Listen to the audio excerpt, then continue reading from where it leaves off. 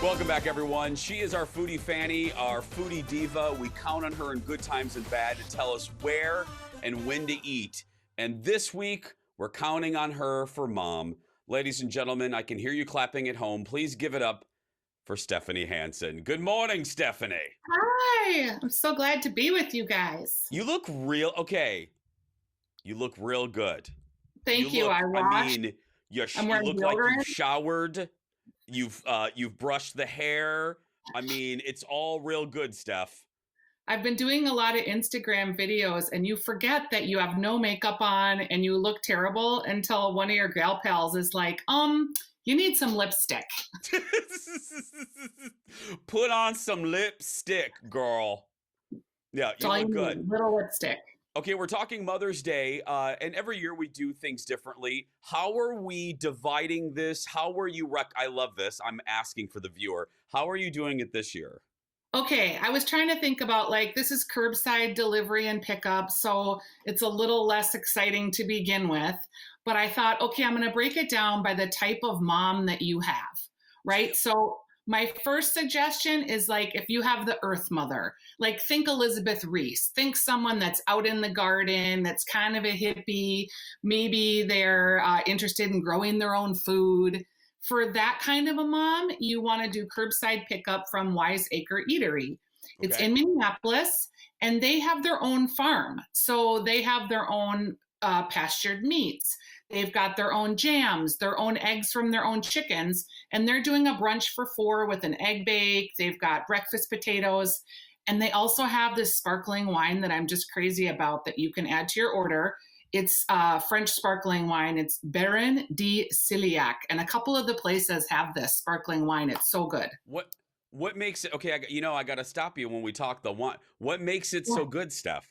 I don't know. They have a rosé that I'm just crazy about. This is a white, and as part of this package that you get for 4, you get a little thing to make your own Bellini, like a little berry sauce that they make. Oh, nice. So this is the Wiseacre package. You can get it by emailing the order. They're really sweet, and it's in Minneapolis, and everything's farm fresh. So that's for your Earth Mother. That's for all of you. If you are the hugging of the tree, this is for you. Earth Mother lady. Next. Okay, what if you're a sophisticated urbanite? This would be my mother-in-law. This is someone who you'd find at the Walker on a Saturday afternoon, who is a museum goer, who just feels like she's a little cut above. Yes. This person you're going to want to order from the Kenwood, and this is also in Minneapolis. It is not fancy, but it's kind of a little upscale. They're going to give you a brunch, and you're going to also get that sparkling rosé that I was talking about. You can add flowers. So I really like that they give you a flower option. And this is a little gem salad with strawberries and a little chev. They're also going to have a delicious dessert. You're going to get a grilled ribeye. You're going to have this really nice restaurant-y style dinner for the sophisticated mama. I love that. The woman on the mom that might wear a scarf, Yeah, like an 80s teen villain. Totally, Alexis Carrington. Exactly. Okay, what's next? Okay, the next one is the no frills or the just practical mom, right? This is Colossal Cafe. They have a location in Minneapolis and in St. Paul. It's going to be your very value-priced, good deal type brunch. It's $14 for a roasted tomato and feta egg bake. They've got cinnamon rolls. They've got an orange lavender quick bread. The menu is available for pickup. It's really just good quality, wholesome food. And this is a mom who's not afraid to throw a couple cinnamon rolls in her face. You know what I mean? She's just yeah, ain't nobody got time for all your Whole30. I'm just going to eat my food. That's that kind of mom. She's just just give me some Pillsbury cinnamon rolls. Yeah. I'm putting them in my mouth. I like that. And I'm going to be good. And the fact that you thought ahead and thought of me is good enough. This is awesome. Yes. Do we have any more? Is that it? Oh, no, I have a couple more. I love it. How about the vegan loving veggie mama? Okay. Wait. Vegan loving veggie mama. Yeah, so this is the mom that's vegan. She's really vegetable forward. Stanley's in Northeast has a whole vegan family feast. So it's got the vegan chorizo, it's got fresh berries, beyond vegan sausage. They've got a hash brown vegan scramble. And you can get it for two or four. So let's say that you're not so vegan-y. Yeah. You can get like a vegan feast for two and then get like the full-on meat feast for two. So you can satisfy the whole family. And that's at Stanley's in Northeast. It's good for carnivores and herbivores. Yes.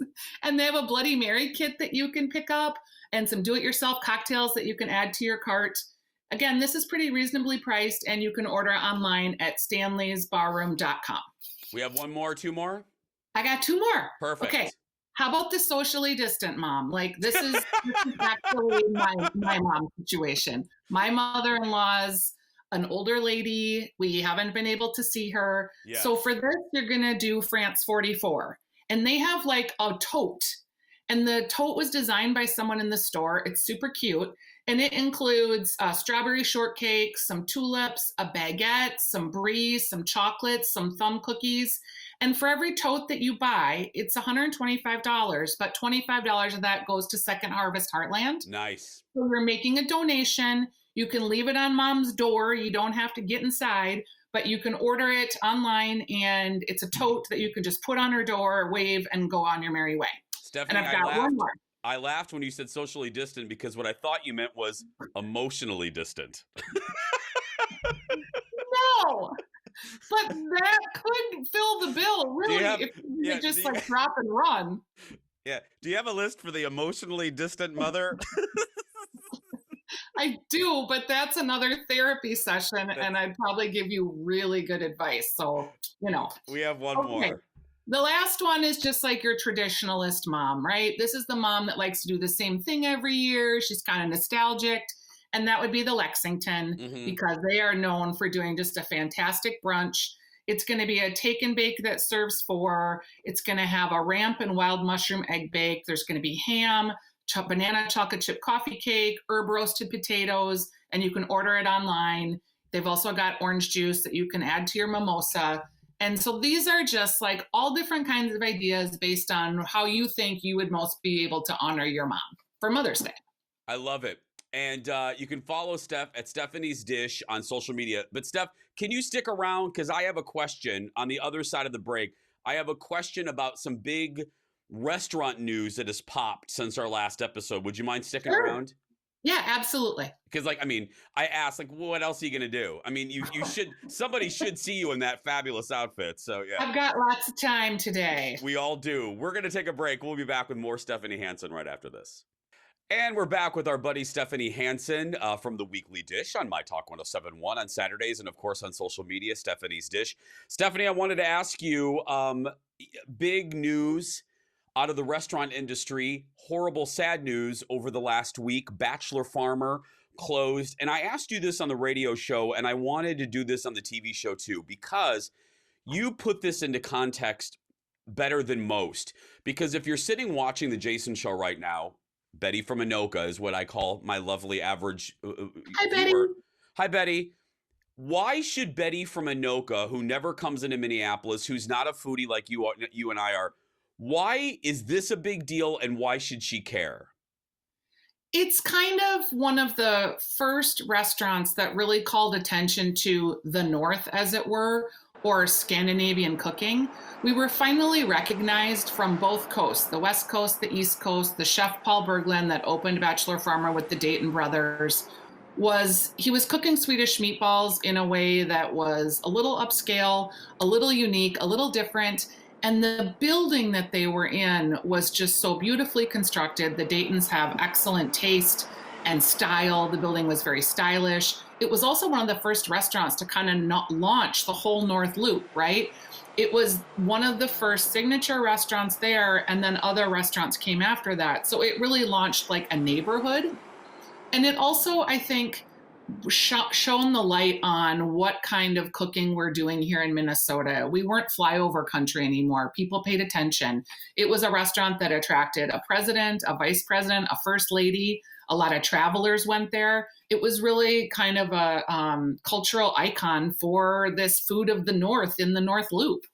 Steph, what do you think it says about, do you think it's a bellwether? Do you think it's a sign? What do you think it says about the Minnesota restaurant scene in general coming out of the pandemic? Yeah, I do think it's a bellwether. We've seen, speaking of bells, 4 Bells went out of business this week. We've seen Muddy Waters Cafe. I think we're going to see restaurants go out from high end to coffee shops. It's just been a really difficult time. I think there will be some light at the end of the tunnel. I think there will be restaurants that will survive this, but I think it's going to look completely different.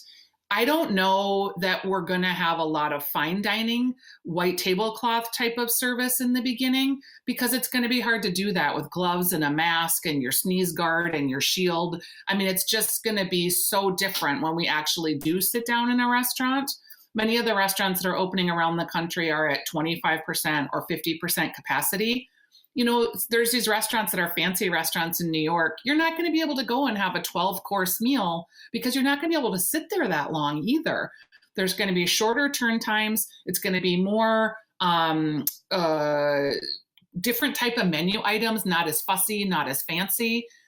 It's just going to feel like a completely different experience. And I also think they'll be doing takeout too. So it's almost like you're running 2 restaurants in parallel, which is a unique challenge. I was going to say, putting on your Karnak hat, that's an old Johnny Carson reference for the youngins watching, but if you could put on your Karnak hat, what, and you kind of answered it there, what do restaurants look like in 6 months? Do you see a hybrid of, yes, they'll open up in phases, maybe at 50%, but they're still going to be doing takeout? Is that what I'm hearing?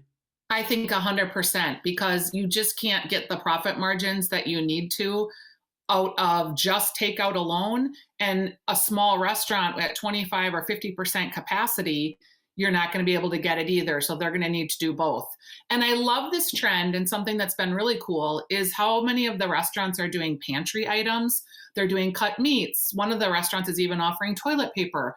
They're doing flowers from their neighbor. They're really taking products from the farmers and the people that have supported them and doing more pantry items. So when you do your to-go, you can load up your shopping cart and maybe skip a trip to the grocery store that week. And all the restaurants, the Star Tribune did a nice profile, all of the superstar chefs and restaurants that are doing online cooking classes. They sell a kit, you take the kit home, and you follow along. It's, again, ingenuity. I love it.